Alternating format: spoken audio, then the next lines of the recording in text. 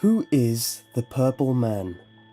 This is a question that has risen since his eerie presence in the death minigames were known.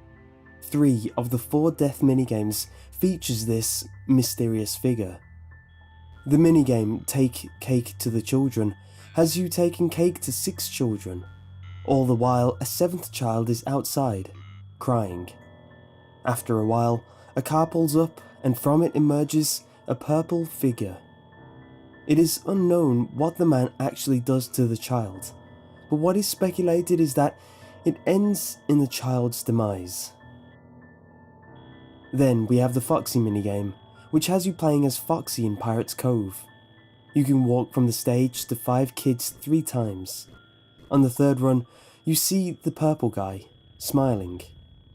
When you arrive to the kids area, they are all lifeless, presumably dead.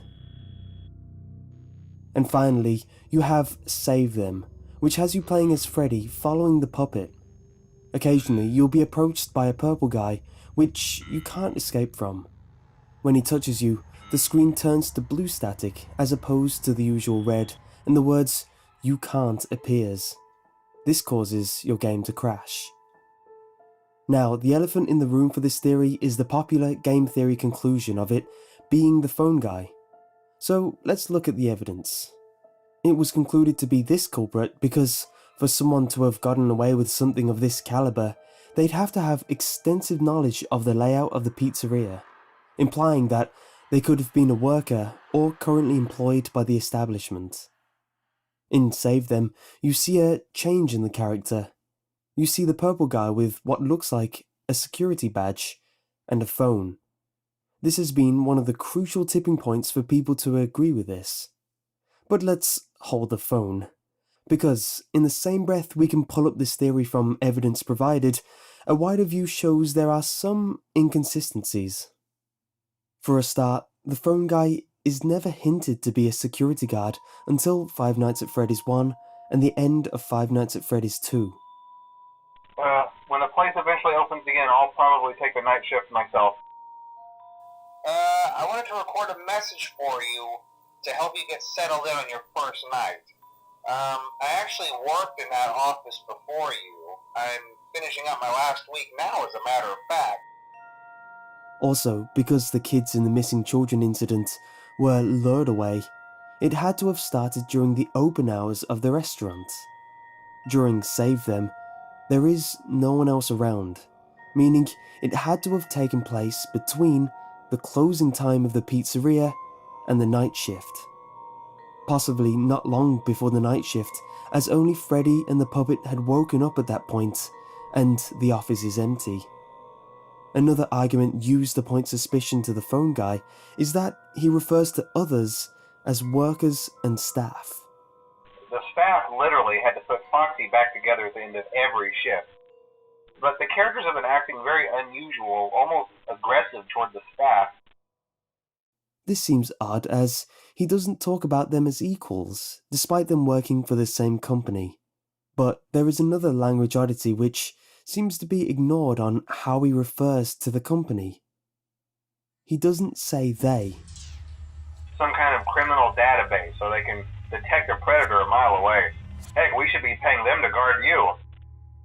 He doesn't say they should be paying you. He says we. On top of this, he's training you, having a lot of knowledge about how things in the company work, having a lot of knowledge about many things in the company, including some of the more behind-the-scenes things, such as the progress of the animatronics builds. The idea at first was to repair them. They even started retrofitting them with some of the newer technology. This leads me to think the phone guy is a manager of sorts. He refers to other employees as staff and workers, and not equals, because they're not. He's their boss. The we, he says, isn't a one-off either. He says it a lot throughout the game. Those are from the previous location, and we just use them for parts now. There's been somewhat of an investigation going on. We may end up having to close for a few days. I don't know. When we get it all sorted out, we may move you to the day shift. a position just became available.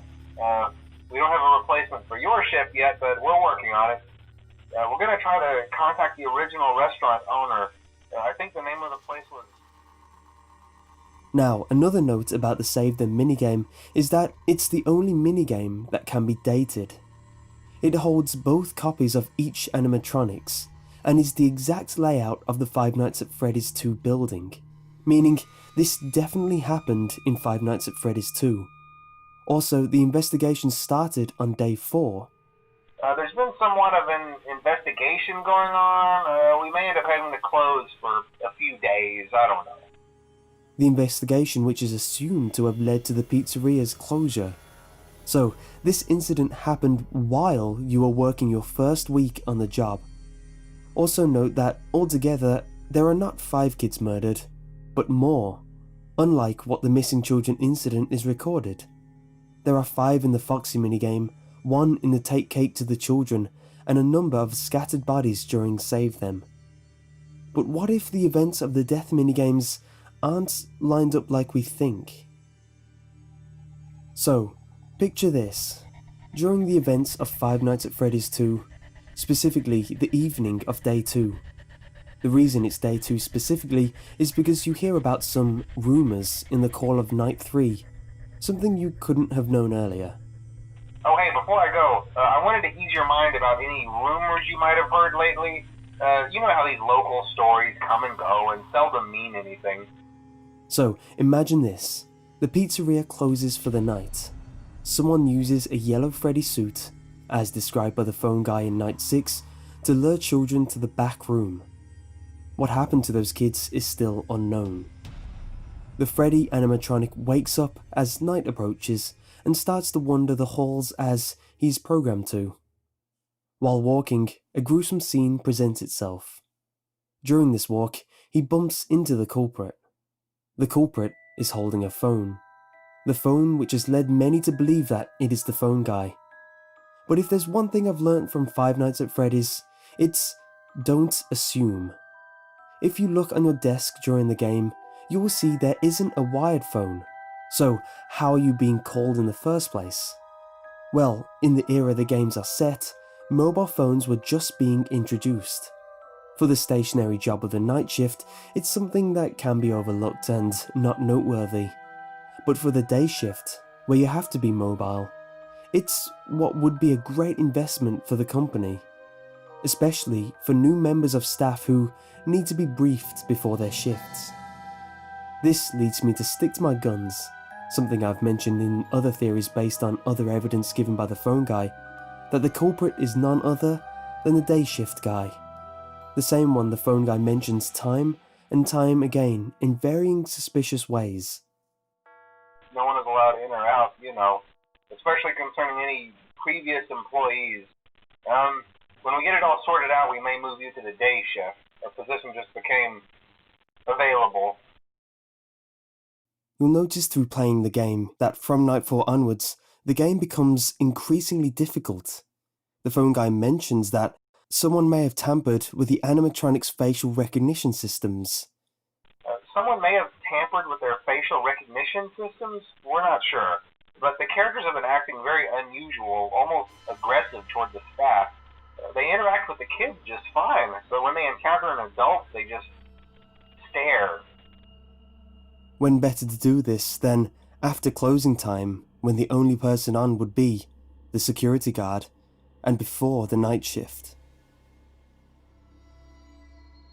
Here's how things pan out in my mind. The day shift guy sees the place is relocating and are hiring due to expansion of the company before the events of Five Nights at Freddy's 2. The purple guy takes his chance and, wouldn't you know it, gets the job.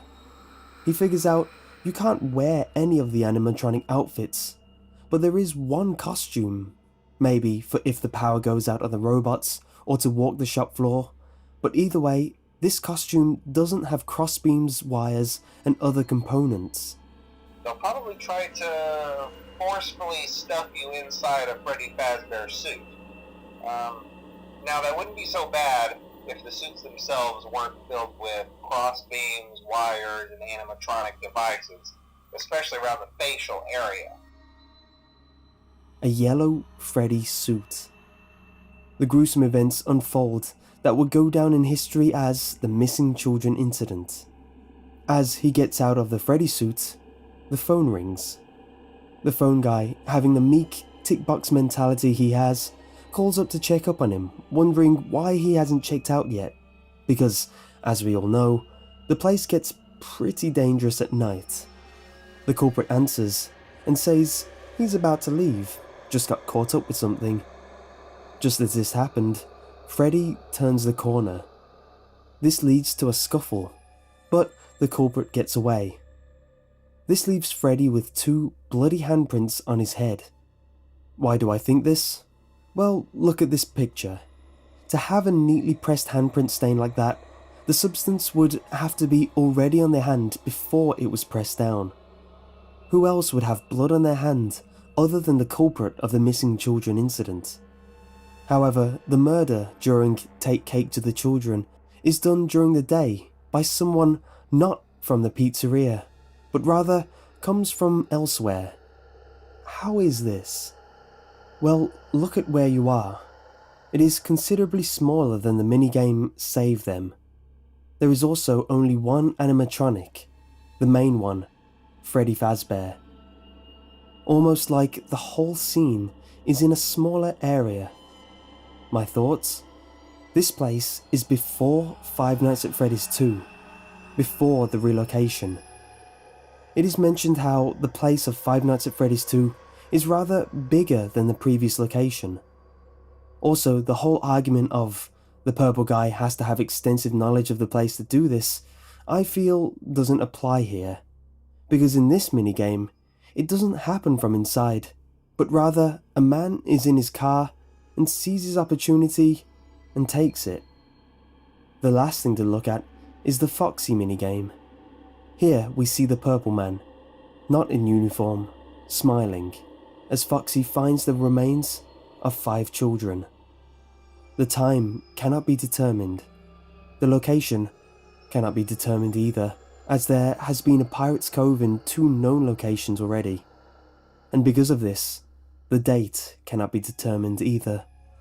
Whether this happens before Five Nights at Freddy's 2, after Five Nights at Freddy's 2, before Five Nights at Freddy's 1, or after Five Nights at Freddy's 1, is unknown. Because of the 5 children, it can be assumed to be linked to the missing children incident.